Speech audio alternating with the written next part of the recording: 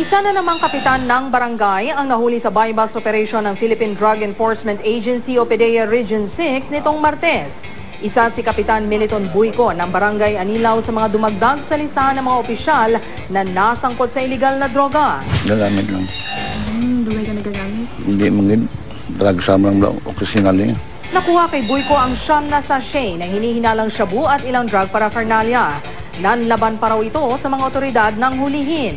Dismayado naman ang PDEA sa dumaraming kaso ng pagkakasangkot ng mga opisyal sa iligal na droga. So, masubo lang.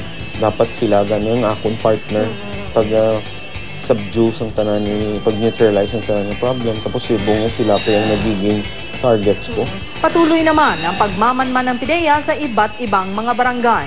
Ang ginamanmanan, gina namon subong ara sa mga 20 kabilog siguro nga mga reports that involves directly barangay officials. No? Ayon sa PDEA, mas pag-iigtingin pa nila ang kampanya laban sa illegal na droga, lalo pat ngayong papalapit na ang barangay election.